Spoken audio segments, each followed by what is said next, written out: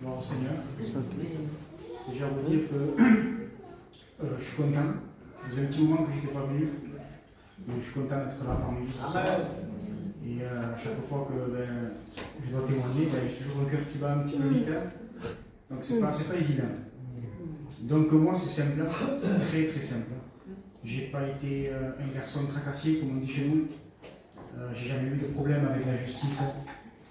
Je me suis converti très jeune, à l'âge de 14 ans. Et j'en ai aujourd'hui 38. Donc les choses de Dieu pour moi, elles ont été assez jeunes, ça a été assez jeune, et elles m'ont marqué. Elles m'ont marqué vraiment. De ces 14 à ces 38 ans, je n'ai pas été tout le temps fidèle au Seigneur. C'est vrai que parfois, j'ai, comme on dit, délaissé les choses de Dieu, abandonné le Seigneur. Mais à chaque fois, le Seigneur me ramenait à lui.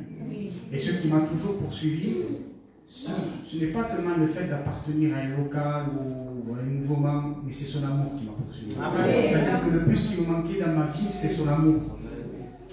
Moi, pour faire court et simple, ça fait 2 ans que je reviens au Seigneur. Voilà. Et ça s'est passé pendant le Covid. Donc j'avais attrapé le Covid en 2021. Et au mois d'août. Et il m'avait fait vraiment mal. Mais vraiment mal. Au niveau des courbatures, au niveau des poumons, tout ça, tout était bon, l'oxygène et tout.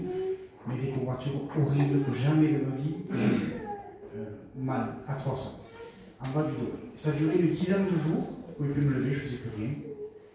Et puis après ces 10 jours, quand la douleur a commencé à diminuer et à partir, ça m'a laissé comme des traces derrière la cuisse, la jambe gauche. Je boitais, mais je boitais vraiment pour de vrai. J'ai boité pendant 3 mois. Et quand on boite pendant 3 mois, vous comprenez bien que c'est pas. Il y a quelque chose. Je me suis dit qu'il y avait quelque chose. Alors je vais voir mon médecin. Et je lui dis, voilà, je lui explique, il me dit, bon, mais IRM, scanner, on va chercher à comprendre. Donc je passe mes IRM, je passe mes scanners, et le païen me dit, on va partir, il me dit, monsieur Rey, ne partez pas, docteur va vous voir. Je lui dis, moi, qu'est-ce qu'il y a, c'est un digital, c'est qu'on est. Et la plupart du temps, les docteurs me laissent repartir, j'étais tout le temps en pleine santé. Donc un païen qui veut me voir, c'est qu'il y a quelque chose. Et il me dit, voilà, monsieur Rey, après vérification, derrière votre cuisse à gauche, il n'y a rien, aucun tissu endommagé, ni quoi que ce soit. Tout est dans l'ordre. Par contre, sur la même cuisse, devant, au niveau de l'os du fémur, vous avez une grosseur de 4/5. Et honnêtement, on ne sait pas ce que c'est. Donc voilà, on sait tous bien, on vit malheureusement dans une époque où, comme je le dis, tu vas pour un ongle, et notamment c'est une mauvaise nouvelle, ça peut arriver. Donc je me fais immédiatement des scénarios dans ma tête, qui n'a qu'à se maquiller souvent, ces choses. Et je retourne vers mon médecin, je dis voilà, les comptes rendus, des scanners et des IRM. Et la païenne, elle me confirme, elle me dit oui, effectivement, à ce niveau-là, on n'a pas ça. Donc je vais te faire prendre un rendez-vous avec un spécialiste à la Conception à Marseille. Et puis tu iras les voir. Par contre, tu n'as qu'un rendez-vous que dans 1 mois et demi. Donc, c'est-à-dire que moi, mon esprit, pendant 1 mois et demi, il est dormi. Je me fais plein de films, mais je bénis Dieu. Parce que cette situation-là a permis que je me pose les bonnes questions. Il y a des questions parfois qui sont inutiles. C'est inutile. Mais parfois, il y a les bonnes questions.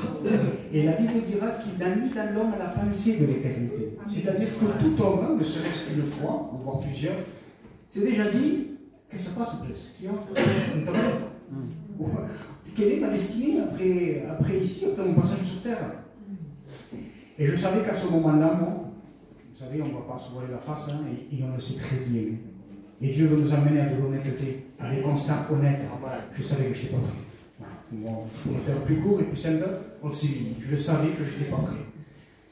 Alors j'ai fait une prière toute simple. Parce que je me suis souvenu de Dieu. J'ai été marqué de Dieu quand j'étais jeune. Je savais qui était Dieu. Alors j'ai fait une prière toute simple à Dieu. Mais vraiment très très simple. J'ai dit Seigneur, cherche-moi et trouve-moi. C'est juste ma prière, c'est tout. J'avais pas plus de force de pouvoir dire ça à ce moment-là. Alors je sentais que l'amour de Dieu m'attirait.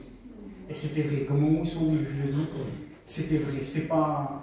Je sentais que l'amour de Dieu m'attirait. C'est-à-dire que qu'à ce moment-là, Dieu me disait dans mon cœur, dans une simple estime, je t'ai toujours aimé. À aucun moment, tu n'as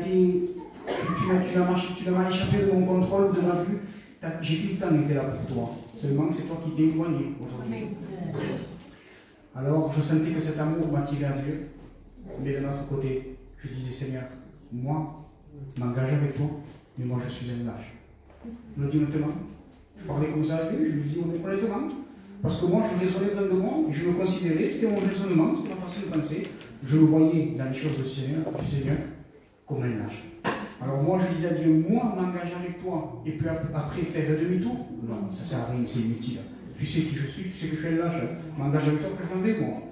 Mais ça, c'est parce que je me regardais à moi. Ça, c'est parce que je comptais sur ma capacité à moi. Ça, c'était un raisonnement faux qui est du diable. Vous savez que le diable ne dit pas tout le temps des mensonges. Il parle de vérité, et puis après, derrière, il ne dit pas ce qu'il y a. Alors, j'ai continué comme ça, et puis j'ai décidé de faire confiance en Dieu.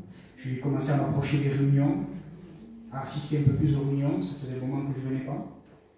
Et puis, par la grâce du Seigneur, écoutez, je ne sais pas trop comment vous l'expliquer, mais mon cœur commence à changer. Je lisais ma Bible, chose que je ne faisais plus. J'ai rouvert ma Bible. Je conduis des cars, moi, c'est mon métier. Et dans mon car, le matin, quand je m'en vais, je prie. Alors je ne priais pas, je ne faisais pas ça, moi. Je commençais à changer. Et depuis ce jour, par la grâce du Seigneur, depuis ce jour, eh bien, j'ai appris avec le temps à ne pas me faire confiance à moi, mais à le regarder à lui. Il m'a fallu des années pour comprendre ça. C'est simple, hein, il m'a fallu des années pour comprendre ça. En moi, il n'y a rien. Et tout vient d'en haut. Le Seigneur qui, à un moment donné, dans sa parole, je mettrai un cœur nouveau. Je mettrai mes lois. Je ferai en sorte que vous le obéissez. C'est-à-dire que tout vient de lui. Et il n'y a rien qui peut venir de nous. Ce soir, il est impossible. Ce soir, de notre côté à nous, c'est l'incapable, c'est l'échec. Je ne peux pas. Mais de son côté à lui, c'est il peut tout, il fait tout. Il arrive à tout. Voilà, que Dieu vous bénisse.